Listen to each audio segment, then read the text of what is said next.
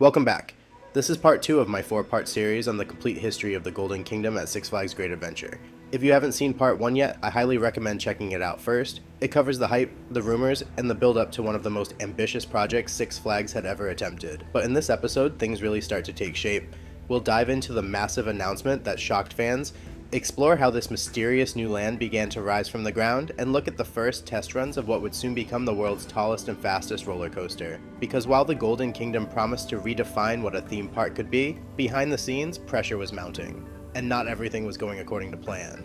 Don't forget to subscribe and hit that notification bell so you won't miss part 3. Trust me, you'll want to see what happens next. Alright, let's get into it. The Golden Kingdom was officially announced for the 2005 season. This massive 11-acre jungle-inspired land would be home to new attractions for families and thrill seekers alike. Most park guests couldn't believe what was coming. A brand new themed land, something completely unheard of for Six Flags. Everyone expected a new coaster, but what they got was so much bigger. First, the park would re-announce the delayed Tiger Show from the 2004 season, and the arena would be now known as Temple of the Tiger, which would be home to Spirit of the Tiger. A brand new show that was entertaining but also educational. The stadium would be able to accommodate 1,000 guests per show, allowing for tons of guests to be able to see and learn about Bengal tigers. The park also announced Balan's Jungle Land, a brand new kids area for the park that would be the replacement for Bugs Bunny Land. Featuring a total of 8 attractions aimed at the smallest of park guests, 4 of the 5 rides would be reused from Bugs Bunny Land. The land would reuse the kiddie swing ride known as Tasmanian Devil Tornado, the park's kiddie scrambler known as Speedy Gonzales Tijuana Taxi, the train ride known as the Bugs Bunny Railroad, and the Ladybug ride known as Petunia Pig's Love Bugs. In addition to these 4 reused rides, the park would get a 5th ride. The park received the Flying Elephants from the Six Flags Great Escape in Lake George, New York. The park would also build 3 new play structures, the largest being named Tigerland Treehouse, where kids could explore 3 towers of fun offering cargo nets, slides, bridges, and more. For toddlers, the park would build Cub's Corner, a small interactive playground, and last but not least, the park would build Splashwater Oasis, a water play structure perfect for those hot summer days.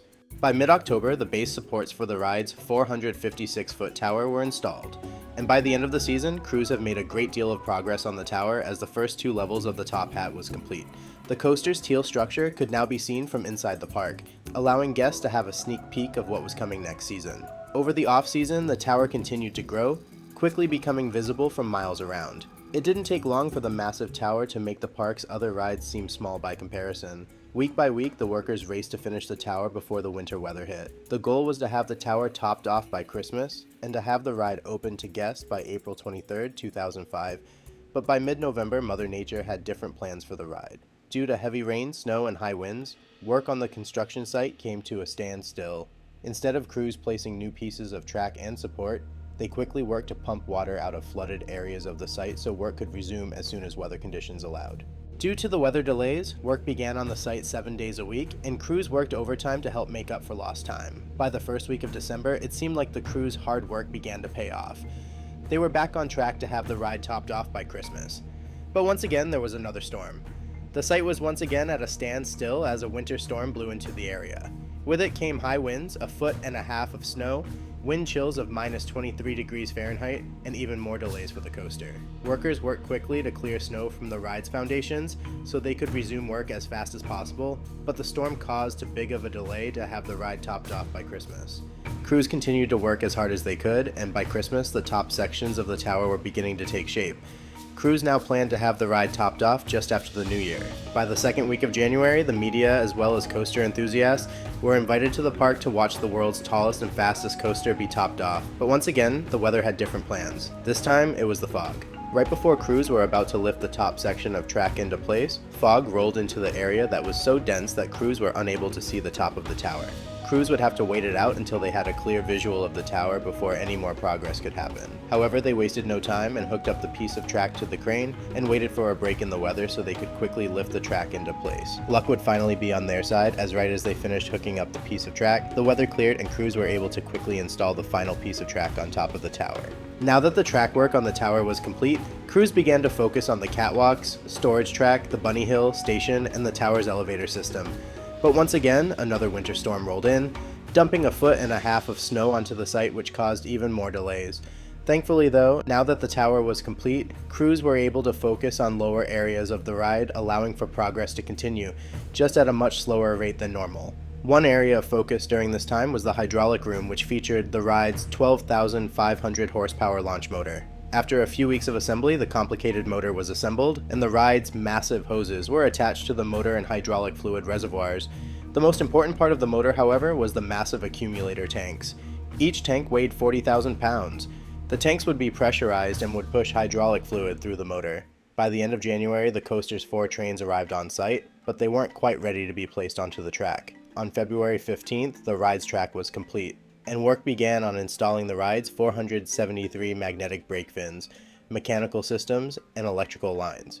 Construction also continued on the station, massive queue line, photo booth, and gift shops. By the end of the month, trains were placed onto the storage track.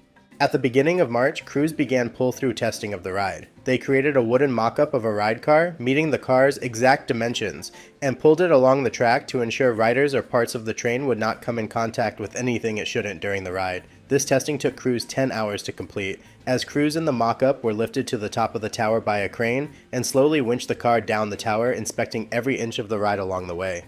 Soon after clearance testing was completed, testing of the catch car, retractable brake fins, switch tracks, station motors, hydraulic motor, and computer systems were all tested to ensure that each component of the ride were ready for full cycle ride testing. As spring of 2005 arrived and the park reopened for the season, the Golden Kingdom was far from ready to open to park guests.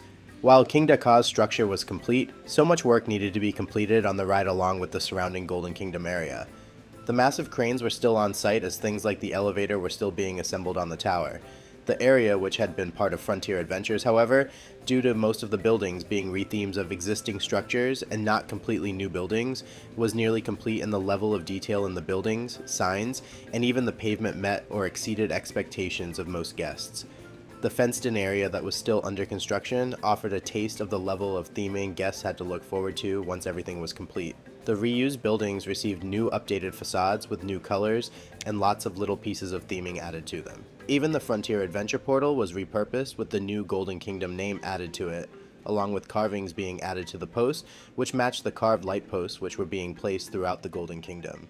Each carving was unique, which made the Golden Kingdom a place where guests would find something new and unique in every corner. Over at Balin's Jungle Land, by April, construction progressed throughout the month with the play structures of the land taking shape along the edge. Being so tall, they were quite visible over the fences as they took shape. The tubular steel framework of the Tigerland Treehouse was nearly complete at the start of the 2005 season. The steel frame was completed in the following weeks, with the decks and railings being added.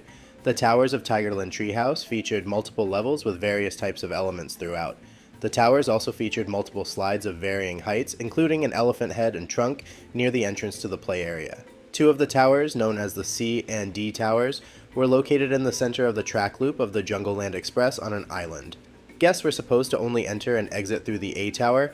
This would limit access to the climbing structure to keep smaller kids in and bigger kids out. The structure of Splashwater Oasis took a little bit more time as it needed extensive foundation work due to the large amount of plumbing needed for the water features of the attraction. The play structure was constructed using tubular steel to create a multi-level deck. The deck would have many of the same elements found in water park play structures found in water parks around the world. And last but not least, the Cubs Corner play area was a smaller version of the towers of the Tigerland Treehouse, designed for the youngest park guests. The tower that was the heart of the Cubs Corner play area was built using a tubular steel framework to create the structure and finished with decorative fiberglass pieces. Those fiberglass parts included a domed roof, designed to look like thatching and corner columns, designed to resemble parts of an ancient temple. The dominant feature of the tower was the 4 fiberglass tiger heads on each side of the tower, with the names and markings of the real tigers in the neighboring Temple of the Tiger. The 5 kiddie flat rides finished their rehabs and transformations. Due to their small size, the rides were installed rather quickly. They looked to be complete and were ready for operation, yet the land was still very much a construction area, and the rides were surrounded by mud and construction material. The kiddie swing ride, now known as Monkey Around, now featured a new elaborate retheme with tropical leaf design panels at the base, scenic panels of jungle and mountains on the top, and a bamboo look for the canopy. The crown now featured monkeys and bunches of bananas for even more details. The kiddie scrambler, now known as Raja's Rickshaws, was repainted and outfitted with elaborate peacocks adorning the tops of each of the arms. The aluminum cars were redesigned to look like small rickshaws with wheels and yokes on the seats. The ride retained its original platform, which had been resurfaced, and the surrounding rails were repainted to match the new base color of the ride. To complete the ride, an ornate operator booth was added. The love bugs, now known as Bugaboo, received a colorful new paint scheme. The ride vehicles were painted in bright colors, and a new floral centerpiece was added to the ride with a butterfly on top. Even the fiberglass track and steps were repainted with colorful flourishes, and the central canvas covering was decorated with a leaf design reflecting the new jungle theme. The kiddie train became the Jungle Land Express and received the most amount of change, as the ride received a new track layout that would circle part of the new Tigerland treehouse play structure. The new layout was now a large oval. The track was laid under a bridge connecting the two towers of the new play structure through a densely planted area of foliage. The train itself was repainted in jungle colors to match the new theme. Along with the other rides in the section, the Jungle Land Express was fitted with an Indian-style operator's booth and was originally designed to have a covered station platform added as well, reusing the old roof structure from the old Bugs Bunny Railroad station. The Flying Elephants, which was brought in from The Great Escape, was the ride that received the least amount of change. The structure of the ride was basically stayed the same from its previous incarnation at The Great Escape, though the ride was repainted and completely refurbished. The elephants each received fresh paint, including little hats on the tops of their heads in coordinating colors to match the ride's central structure. The structure at the center of the ride was fitted with a multi-tiered set of colorful canopies, giving the ride an Asian flair to match the new operator's booth and the surrounding area of the Golden Kingdom. Over at Temple of the Tiger, the stadium and animal habitat were really beginning to take shape, creating the look of a ruined temple but housing state-of-the-art facilities for the tigers to live and perform in. The stadium seating structure was quite simple but would be generally unseen by the public behind the building and stage area. The yards where the tigers would go out between shows featured windows allowing guests to get close to the animals safely, but set in rustic stone arched frames. The two transformations of existing structures inside of the Golden Kingdom were to the Candy Kitchen shop and one of the buildings that had been a covering for the children's play elements in Bugs Bunny Land. The former Candy Kitchen was transformed into Kingdom Traders with an updated facade, modifications to the roof lines, and an addition which led into a courtyard looking out into the tiger habitats. The new roof lines took on an Asian-inspired look. The building was extended and featured an Indian-style tower. The tower was topped by an elaborate dome structure, and a smaller central dome was added on the roof. The structure that had covered the Elmer Fudd Fun Factory play area became Balin's Bazaar. The finished shop bore little resemblance to the structure it previously was, and the shop's exterior now featured new towers and detailed theming, making it one of the most elaborate facades in the Golden Kingdom. One of the most impressive structures visible to park guests on opening day was the Golden Kingdom portal that was constructed on the boardwalk next to Twister. The massive tiger head sculpture and gates had to serve dual purposes, the first being as the main entry to the new section. The second was an emergency access roadway for the park's security and first aid personnel to be able to move vehicles in and out from the backstage area. As the weeks continued, the stone and log structure was sculpted to look very permanent, then aged to look like it had always been there. By mid-April, Ka had its first launch. Crews needed to slowly break in the hydraulic motor to be able to work the ride up to its top speed of 128 miles per hour. The first launch barely sent the empty train off the launch track. As the days went on and testing continued, more and more power was programmed into the motor, allowing for faster launches. After a few weeks of testing, when the empty trains were able to consistently clear the tower, crews loaded the trains with water dummies to simulate the weight of a fully loaded train. As testing continued, Kingda Ka began making consistent, successful test runs. But there was an issue. The ride's launch cable was beginning to show signs of excessive wear and tear due to a cable tension issue. The decision was made to replace the launch cable before allowing testing to continue, solidifying that the ride would not be ready for the targeted April 23rd opening date. Instead, the ride would have a new target date of May 21st, just under a month past the original opening date. On April 22nd, season pass holders were finally able to enter the Golden Kingdom and Balin's Jungle Land for the very first time. However, even though the land was now open, Kingda Ka would remain closed as crews would still need several more weeks of testing to fine-tune the ride system. The Spirit of the Tiger show would also not be ready for the land's opening, as trainers were just beginning rehearsals and the animals were still acclimating to their new surroundings. Around the corner in Balin's Jungle Land, Splashwater Oasis was finishing up its construction just in time to welcome guests as the hot summer weather began and was expected to open in late May. And over at the Jungle Land Express, the park was having issues getting the ride signed off by the state of New Jersey due to issues evacuating guests out of the Tigerland Treehouse play structure. The state wanted to ensure that guests were able to get out of the area if an emergency were to occur. This was a big deal with the state of New Jersey, as they did not want a possible repeat of the haunted castle fire that took place on May 11, 1984, which took the lives of 8 teenagers that were not able to evacuate the attraction quickly enough.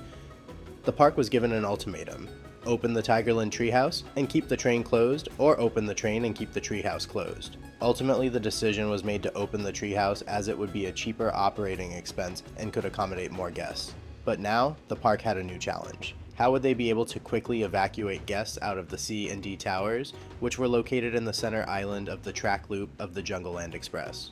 Until they figured out a way, the train would sadly have to remain closed. As the new land opened, guests were able to experience the many new animal exhibits around the land, explore the massive play structures and rides of Ballin's Jungleland, see live street entertainment, and check out the highly themed gift shops. Guests were also able to see new views of the park's racing wooden coaster Rolling Thunder. Previously, guests were only able to see the lift hill and a few of the larger hills from inside the park. Guests were also able to see some of Rolling Thunder from the season pass parking lot. But much of the ride was set in a dense wooded area, keeping much of the coaster's wooden structure hidden. While the new land was finally open, the path leading to Kingda Ka would remain closed off to park guests. As soon as the cable was replaced, testing began once again, this time with 4 train operations. Crews were hard at work programming the ride to reliably run all 4 trains on the track at once, and were pushing the ride to its limits. Crews would send trains throughout the night, ironing out all of the kinks, getting the ride ready for opening day. After 10 months of construction and 600 hours of testing, Kingda Ka was signed off by the state of New Jersey, and on May 12, 2005, Kingda Ka was allowed to have its first human riders. The engineers and builders who brought it to life were the first to strap in and experience its record-breaking launch. But little did they know, Kingda Ka's biggest challenge was just around the corner. That wraps up episode 2 of my 4-part series on the complete history of Kingda Ka and the Golden Kingdom. Be sure to subscribe, because in part 3 we'll dive into what happened after the ride finally opened to the public. And let's just say, things didn't go quite as planned. From unexpected breakdowns to major redesigns, Kingda Ka's early years were anything but smooth. If you're enjoying this deep dive into theme park history, make sure to hit that like button, subscribe, and tap the notification bell so you don't miss what's coming next. Now I want to hear from you. Did you get to experience the Golden Kingdom in its opening season? If so, what did you think of it? Let me know in the comments below. Thanks so much for watching, and I'll see you all in the next video. Take care, bye.